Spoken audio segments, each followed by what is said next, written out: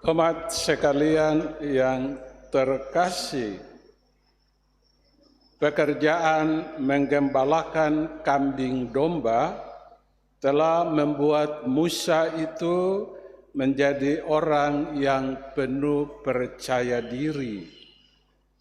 Karena ia ditempa menjadi seorang gembala yang ulet, tahan banting, juga sederhana dan rela memberikan diri seutuh-utuhnya demi kepentingan domba-domba.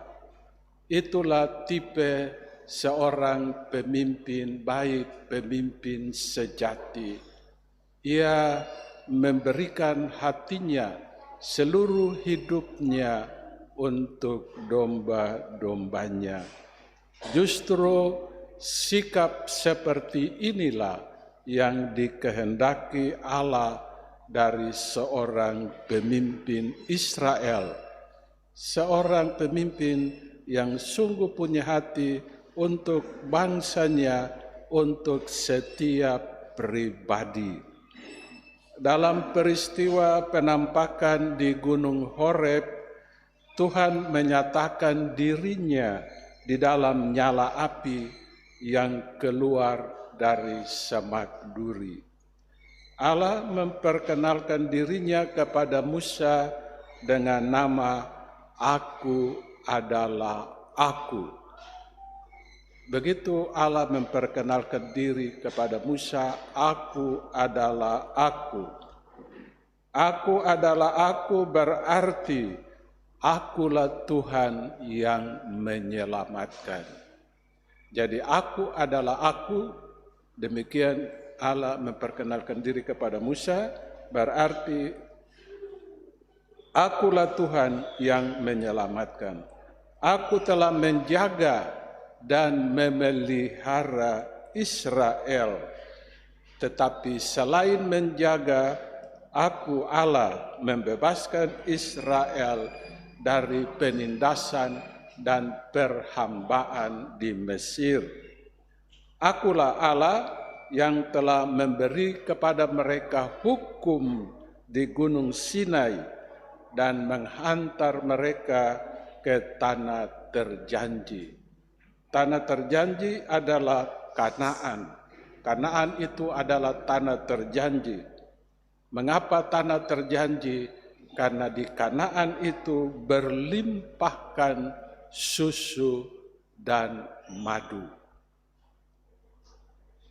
Nanti kalau kalian sempat pergi ziarah ke Tanah Suci, nanti di Tanah Suci itu hidangan-hidangan itu macam-macam. Jadi ada banyak sayur, roti, selai, susu, madu, semuanya tersedia. Jadi nanti kalau pulang ke tanah air bisa badan naik ya 2, 3 sampai 4 kilo naik. Karena makanan yang sehat, karena banyak campuran. Sama seperti tinutuan, itu sudah campuran sayur-sayur dan itu sehat. Di sana itu lebih dari tinutuan lagi karena banyak tinggal disaji. Ya, Kanaan itu tempat berkelimpahan susu dan madu. Nah, peristiwa penampakan yang ajaib itu menjadi bagi Musa titik awal dari suatu pengalaman akan Allah yang hidup, Allah yang menentukan jalan hidupnya lebih lanjut. Maka tumbuhlah dalam hati Musa keyakinan bahwa Allah tidak akan menolak bantuan bagi umatnya. Musa yakin bahwa Allah yang menampakkan diri, Allah itulah yang setia, Allah itulah yang memelihara, melindungi, dan melepaskan mereka, bangsanya, dari perbudakan Mesir. Allah telah memanggil Musa dari dalam kehidupan sehari-hari dan mengutus dengan tugas membebaskan bangsa Israel dari perbudakan Mesir. Dengan demikian Allah mau menyatakan bahwa Ia benar-benar terlibat dalam perjuangan seluruh kehidupan bangsa Israel. Begitu Allah kita bukan hanya baik, tetapi Allah itu sungguh baik, maha baik. Segala kebaikan ada pada Allah. Maka itu disebut maha baik, maha pemurah, maha penyayang, maha, semuanya ada pada Allah. Saudara-saudari, dalam bacaan kedua, Paulus mengingatkan umat Korintus bahwa Allah sungguh-sungguh terlibat dalam sejarah hidup dan perjuangan bangsa, khususnya bangsa yang terpilih. Orang Israel itu selalu bangga dari turun-temurun bahwa mereka adalah bangsa terpilih, umat pilihan Allah, bangsa yang kudus. Nah, banyak hal yang mengagumkan yang telah dikerjakan Allah untuk bangsa ini. Mereka sungguh-sungguh mengalami rupa-rupa kebaikan Allah dalam sejarah hidup mereka.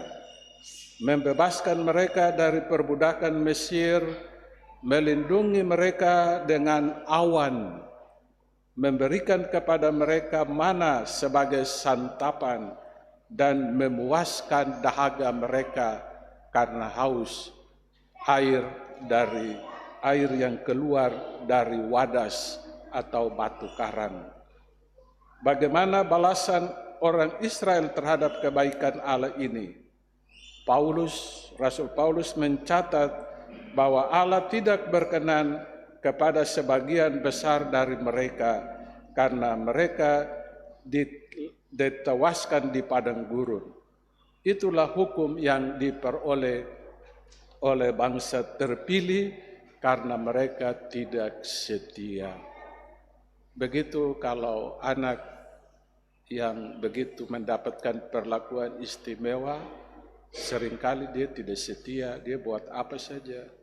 Dan itu bisa kita lihat anak bungsu di dalam keluarga.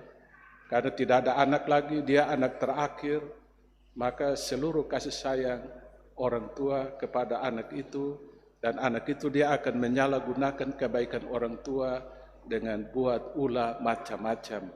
Demikian pun bangsa Israel ini, mungkin karena bangsa yang terpilih, lalu dia buat ulah macam-macam, entah tidak setia, memberontaklah, mengeluhlah, segala macam. Begitulah, begitu. Dan karena itu juga mereka tidak setia. Dan kalau tidak setia, hukumannya binasa. Kalau setia, selamat.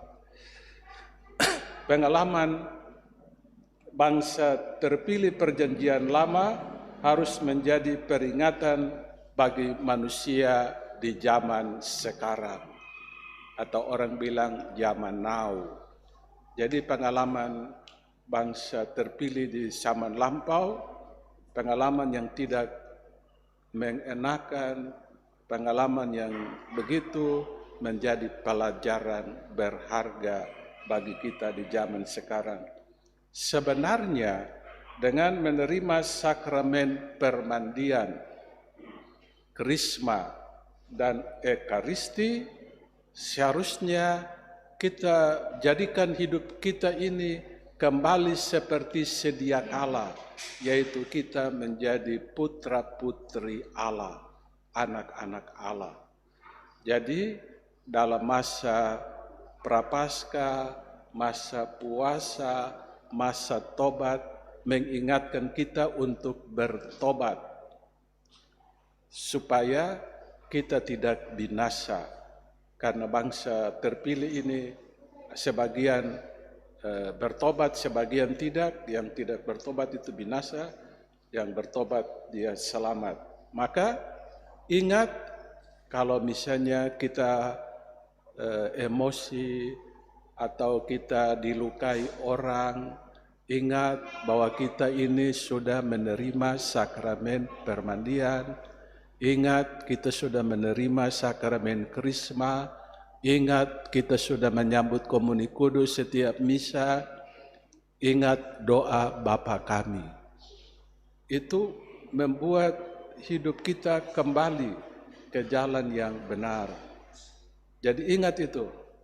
Seringkali kita melepaskan itu, makanya gampang kita marah, gampang kita cemburu, gampang kita iri hati, suka mendendam.